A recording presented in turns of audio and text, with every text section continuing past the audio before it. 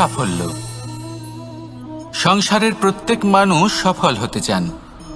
একটু বোধবুদ্ধি আসার পরেই সে সাফল্যের পেছনে ছুটতে থাকেন, আজীবন এই সাফল্যের পিছনে ছুটতে থাকেন।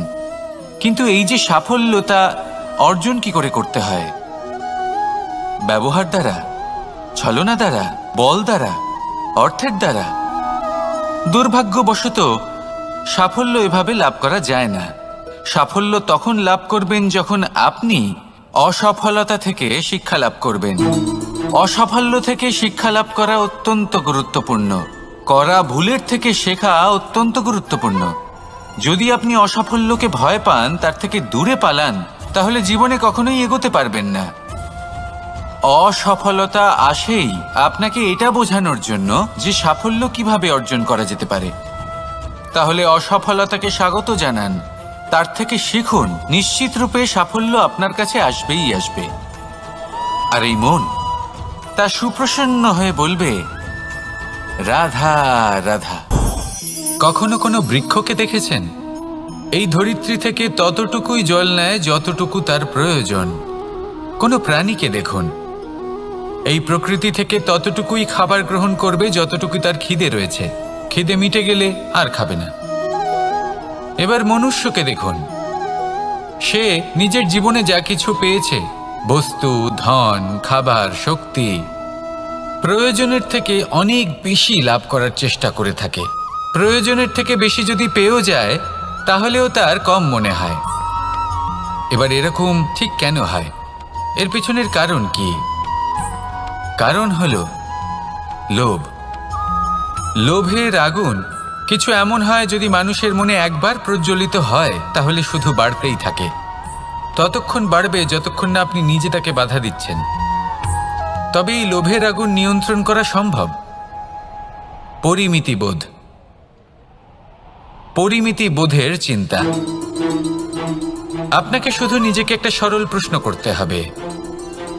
যখনই মনের মধ্যে কোনো বস্তুর প্রতি, শক্তির প্রতি, ধনের প্রতি, ভোজনের প্রতি লোভ বেড়ে যায়, নিজেকে প্রশ্ন করুন, এটা কি আমার কাছে ততটাই প্রয়োজনীয় যতটা একটা বৃক্ষের কাছে জল, যতটা একটা প্রাণীর কাছে ভোজন?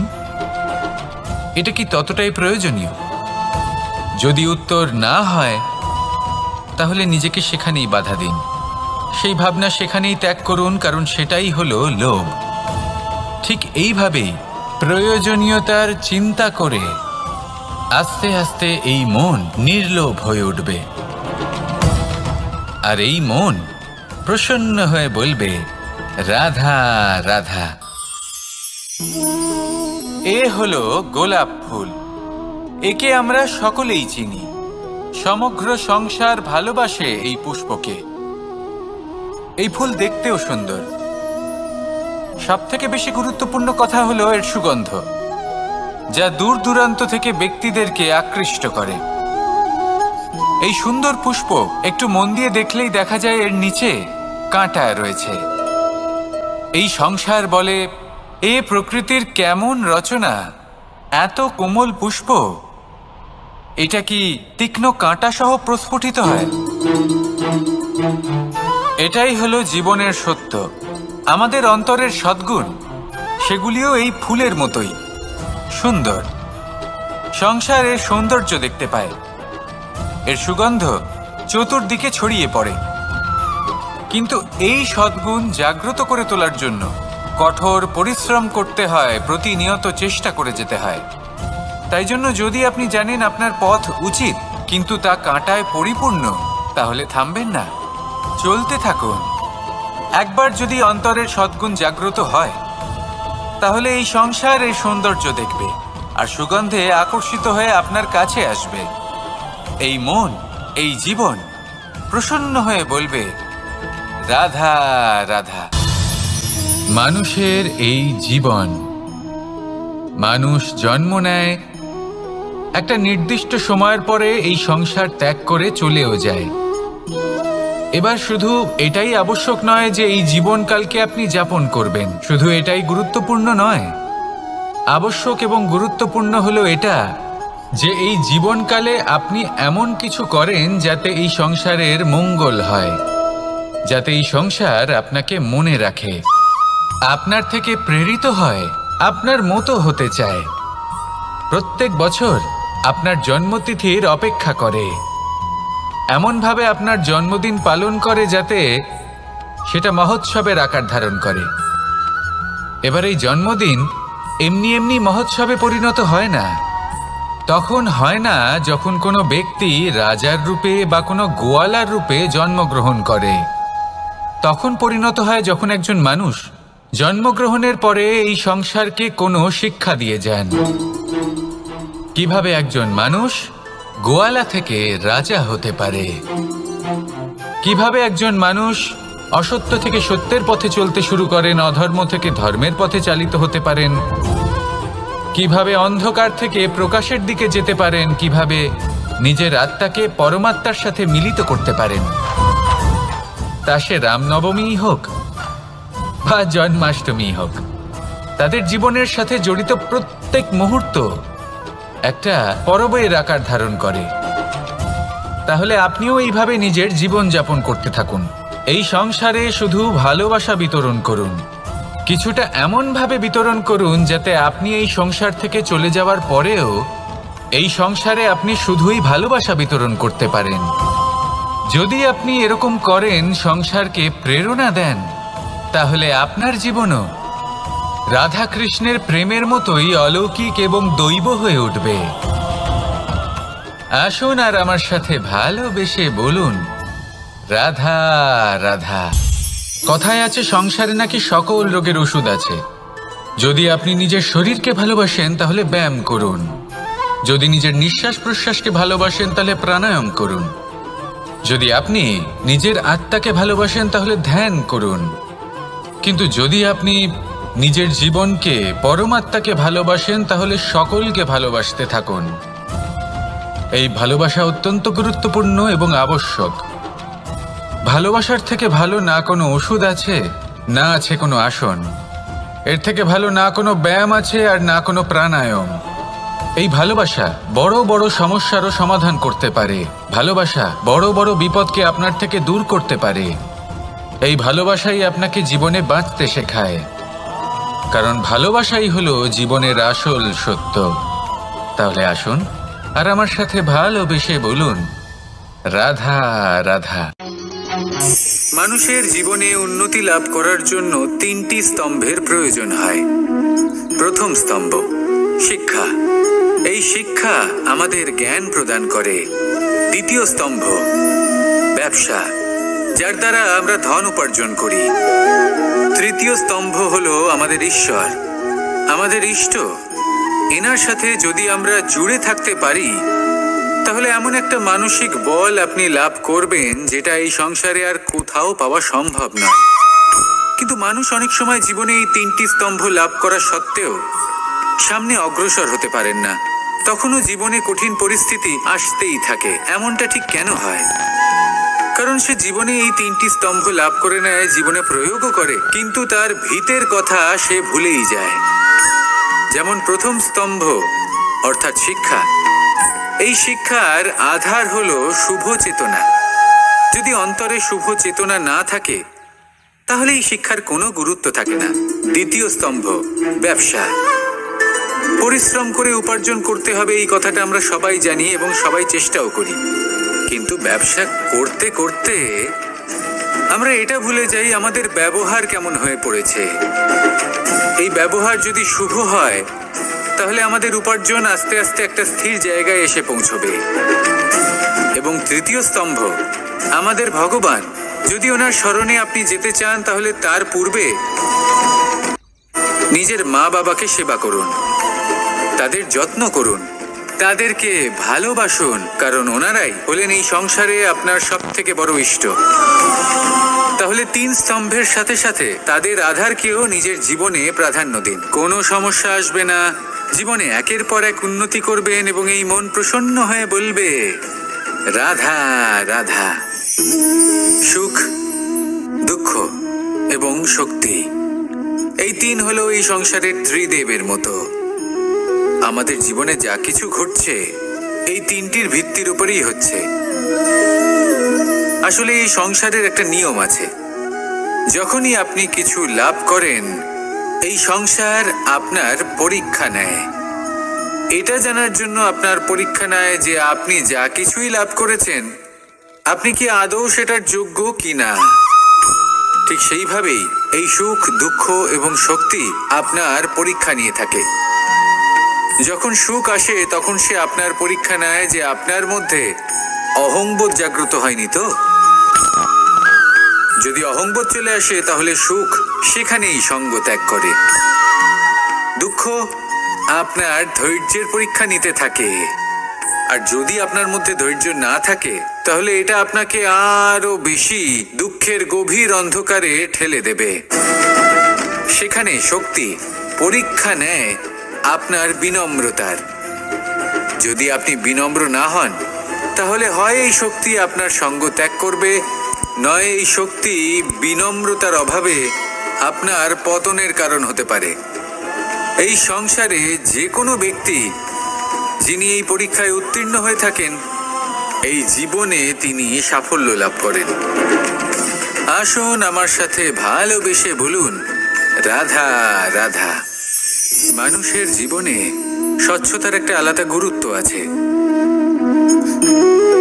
যদি আপনি নিজেকে স্বচ্ছ রাখেন তাহলে আপনার নিজেরও ভালো লাগবে, সামনের ব্যক্তিরও ভালো লাগবে, একটা অন্যরকম প্রভাব পড়বে।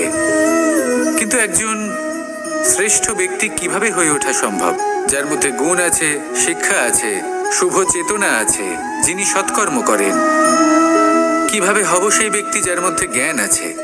শুধুমাত্র স্বচ্ছ থাকলে তো তা হওয়া সম্ভব নয়।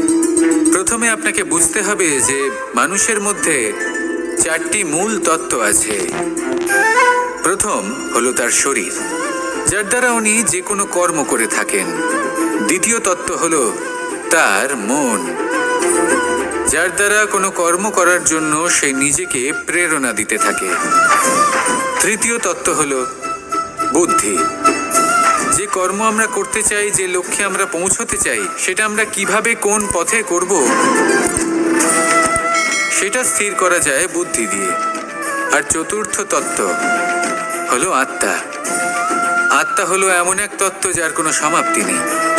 আত্মা হলো অজয়, কিন্তু এরও শুদ্ধিকরণের প্রয়োজন হয়। এই চারটি তত্ত্বের শুদ্ধিকরণ করতে থাকুন, এতে নির্মল রাখুন, শুদ্ধ রাখুন। এবং এটা কিভাবে হবে? শুভ চেতনা দ্বারা, জ্ঞানের দ্বারা, এবং সব থেকে বেশি গুরুত্বপূর্ণ প্রেমের দ্বারা। আসুন আমার সাথে ভালোবেসে বলুন, রাধা রাধা। এই সংসারে সব থেকে বড় ব্যক্তি কে? আপনি বলবেন এ কেমন ধরনের প্রশ্ন? কিন্তু এটা হলো সব থেকে উচিত প্রশ্ন। কেউ এর উত্তর দেবে যে সেই মহাপ্রতাপী রাজা, তিনি হলেন সব থেকে বড় ব্যক্তি, সেই বড় রাজনীতিবিদ, তিনিই সব থেকে বড় ব্যক্তি।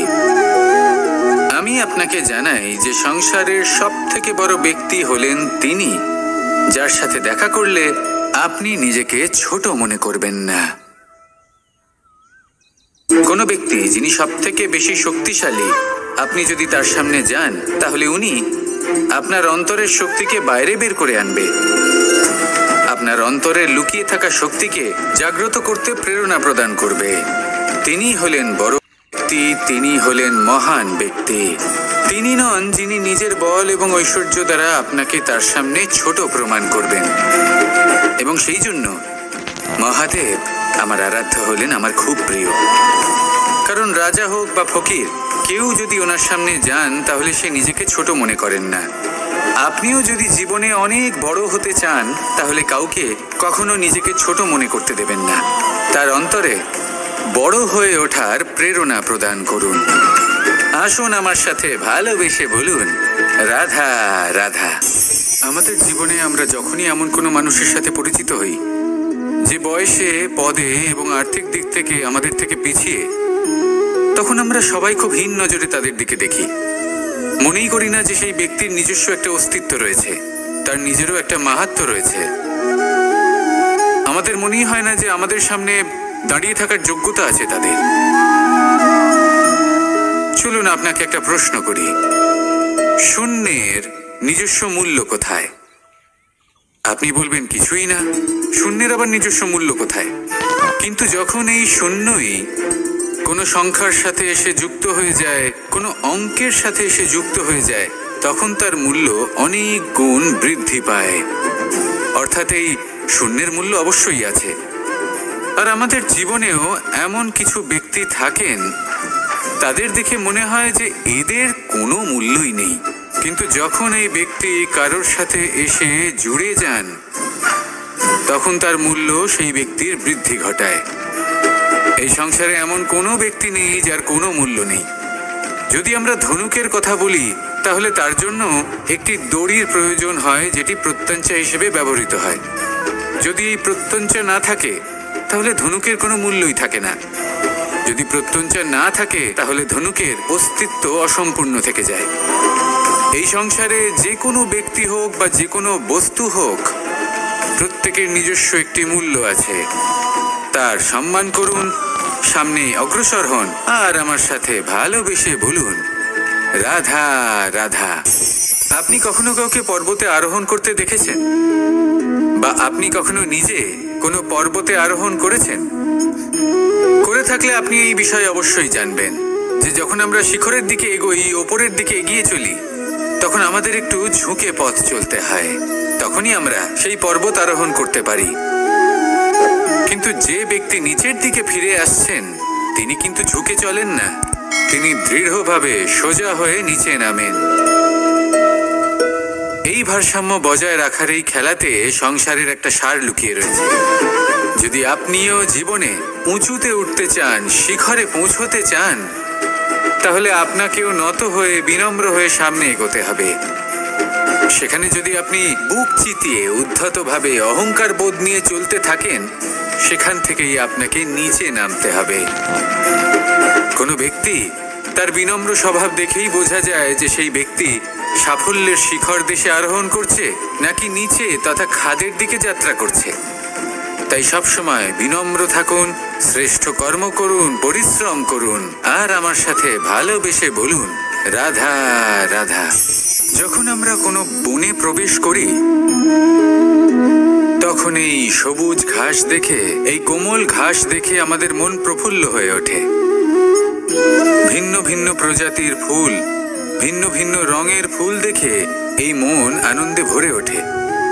এখানে শিশুরা আনন্দ লাভ করে, বড়রা ভোজন গ্রহণ করেন, কথাবার্তা বলেন, হাঁটাহাঁটি করে বেড়ান।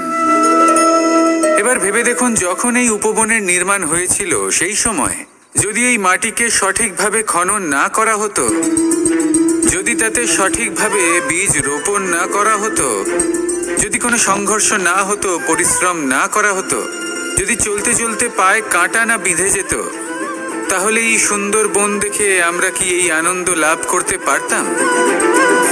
কখনোই নয়। ধরুন কোনো নদীর তটে সুন্দর একটি বন আছে, সেই বনের আনন্দ লাভ করতে গেলে আপনাকে সেই নদী পার করতেই হবে। যদি সুখের নদীর কাছে পৌঁছতে চান, তাহলে তটে যে কাঁটা রয়েছে সেগুলোর সাথে সংঘর্ষ করতেই হবে। এই সংসারে যদি আপনি সুখ লাভ করতে চান, তাহলে সুখ লাভের এই যাত্রা শুরু করতে হবে সংঘর্ষ দ্বারা। তাহলে সংঘর্ষকে স্বাগত জানান, এর পেছনেই সুখ রয়েছে যা আপনার জন্য অপেক্ষা করছে। এবার হাসুন আর আমার সাথে ভালোবেসে বলুন, রাধা রাধা। রাধা কখনো কখনো আমার জন্য বড়ই সুগন্ধি আতর নিয়ে আসে, পারিজাত ফুলের মালা নিয়ে আসে আমার প্রসাধন করবে বলে, এবং আমার সব থেকে বেশি প্রিয় মাখন নিজে হাতে বানিয়ে আনে আমাকে নিজে হাতে খাইয়ে দেবে বলে, সবকিছু আমাকে প্রসন্ন করবে বলে। কিন্তু আপনি কখনো ভেবেছেন যে এই আতর কিভাবে বানানো হয়? সহস্র ফুলের পাপড়ি একসাথে পিষে নিতে হয়, তারপরে তার থেকে যে রস নিঃসৃত হয়, সেই রস দ্বারাই আতর তৈরি হয়। অনেক সংখ্যক ফুলকে অসীম যন্ত্রণা ভোগ করতে হয়, তবে তারা আমার প্রসাধন সামগ্রী হয়ে উঠতে পারে। দুধ থেকে মাখন তৈরি করার জন্য কতটা পরিমাণ মন্থন সহ্য করতে হয় সেটা আপনি জানেন। ঠিক সেই রকমই হলো আমাদের জীবনও। বিপদও আসে, কঠিন পরিস্থিতিও আসে, এর সম্মুখীন হতে শিখুন। মনে রাখবেন, আপনি হলেন সেই দুধ যাকে মন্থন সহ্য করতে হবে মাখন হয়ে ওঠার জন্য। মনে রাখবেন, আপনি হলেন সেই ফুলের মতন যাদের পিষ্ট হতে হবে সুগন্ধি আতর হয়ে ওঠার জন্য, যাকে এই সংসার পছন্দ করে। কখনো কখনো জীবনে আপনার সাথে খারাপ শুধুমাত্র এই কারণে ঘটে যাতে আপনার শ্রেষ্ঠ রূপ এই সংসারের সামনে আসতে পারে। শুধুমাত্র কঠিন পরিস্থিতি এবং বিপদকে একটা সুযোগ হিসেবে দেখার চেষ্টা করুন। আপনার জন্য এই সংসার বদলে যাবে, সংসারকে দেখার দৃষ্টিভঙ্গি পাল্টে যাবে, আপনার ভাগ্য পাল্টে যাবে, আর এই মন প্রসন্ন হয়ে বলবে রাধা রাধা।